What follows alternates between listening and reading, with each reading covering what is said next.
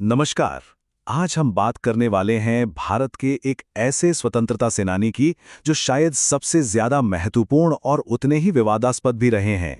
तो सवाल ये उठता है कि वो एक हीरो थे या फिर रूढ़िवाद और बंटवारे की वजह। चलिए आज इसी जटिल विरासत की परतों को खोलते हैं और समझते हैं इस शख्सियत को। ये हैं लोकमान्य बाल गंगाधर तिलक। एक ऐसा चेहरा, एक ऐसी आवाज जिसने भारत की आजादी की लड़ाई का पूरा रुख ही मोड़ दिया। पर क्या हम उन्हें वाकई समझते हैं?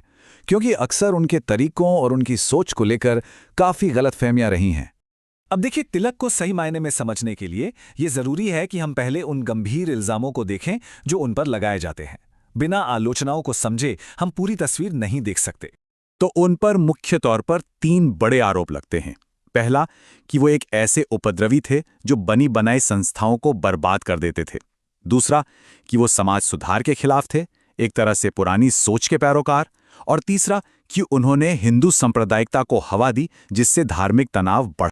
तो सवाल ये है कि आखिर तिलक ने इतनी उग्र राजनीति का रास्ता क्यों चुना? ऐसा क्या था कि वो उस वक्त के मुख्य धारा के नेताओं से सीधे सीधे भिड़ गए? इसके पीछे भी बड़े ठोस कारण थे। देखिए, इस पूरे टकराव की जड़ में थी उनकी सोच। वो उस समय की इंडियन नेशनल कांग्रेस के संवैधानिक तरीकों से बिल्कुल भी सहमत नहीं थे। उन्हें लगता था कि अंग्रेजों के सामने अर्जियां देने से, याचना करने से कुछ हासिल नहीं होने वाला। ये तरीके उनके हिसाब से पूरी तरह बेअसर थे। और मजे की बात यह है कि उनका ये विरोध हवा हवाई नहीं था। इसके पीछे एक बहुत मजबूत तर्क था। पहला, उनका कहना था कि संवैधानिक तरीके तब काम करते हैं जब कोई संविधान हो। यहां तो अंग्रेजों की तानाशाही थी जिसका आधार था बस एक पीनल कोड। दूसरा, कि अंग्रेज अपने फायदे के खिलाफ जाकर हमें कुछ भी क्यों देंगे, जब तक उन पर जनता का भारी दबाव न बनाया जाए वो टस से मस नहीं होंगे। और तीसरा, कानूनी हक मांगना एक कमजोर दलील है। इसके बजाय आज़ादी को अपना प्राकृतिक अधिकार बताकर मांगना ये जनता में जोश भरने का सबसे शक्तिशाली तरीका है। तो यहां आप साफ साफ देख सकते हैं कि नरमपंथियों और तिलक जैसे गर्मपंथियों की सोच में जमीन आसमान का फर्क था।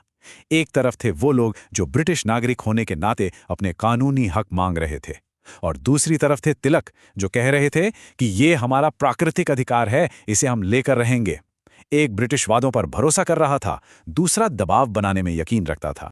चलिए अब उनकी राजनीति से आगे बढ़कर उन दो और बड़े मुद्दों पर आते हैं जहां उनकी सबसे ज्यादा आलोचना होती है, यानी समाज सुधार और धर्म को लेकर उनका नजरिया। तो क्या तिलक सच में समाज सुधार के विरोधी थे? जैसा कि अक्सर कहा जाता है कि वो एक तरह से पुरानी सोच वाले थे, पर क्या यही पूरी सच्चाई है? असल में बात थोड़ी गहरी है।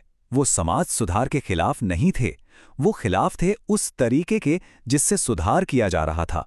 उनका मानना था कि पश्चिम की अंधी नकल करने के बजाय हमें अपनी पुरानी नींव पर ही सुधार की इमारत खड़ी करनी चाहिए। मतलब बदलाव अचानक और बिना सोचे समझे नहीं होने चाहिए। और यहीं पर धर्म का पहलू भी जुड़ता है। तिलक ने शिवाजी और गणपति उत्सव जैसे त्योहारों को फिर से जिंदा किया। क्यों? क्योंकि वो जानते थे कि धर्म लोगों को भावनात्मक रूप से जोड़ता है। उन्होंने इसे एक टूल की तरह इस्तेमाल किया ताकि लोगों में जोश भरा जा सके, उनमें आत्मसम्मान जगाया जा सके और उन्हें आज़ादी की लड़ाई के लिए एक साथ लाया जा सके। हाँ, ये सच है कि शुरुआत में हिंदू त्योहारों के इस्तेमाल से उन पर सांप्रदायिकता के आरोप लगे, लेकिन वक्त के साथ एक नेता के तौर पर उनकी सोच भी बदली और विकसित हुई।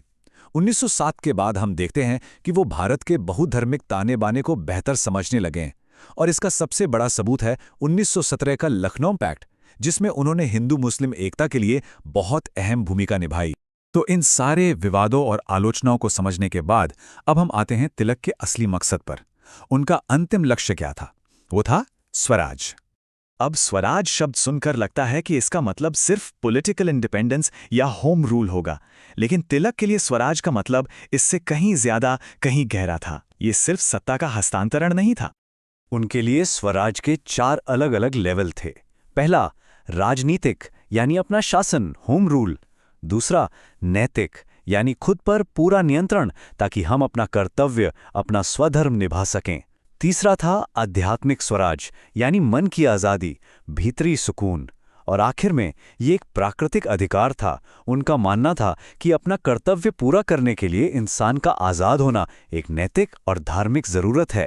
और इन चारों आयामों का निचोड़ था उनका वो अमर नारा, स्वराज्य मेरा जन्मसिद्ध अधिकार है और मैं इसे लेकर रहूंगा।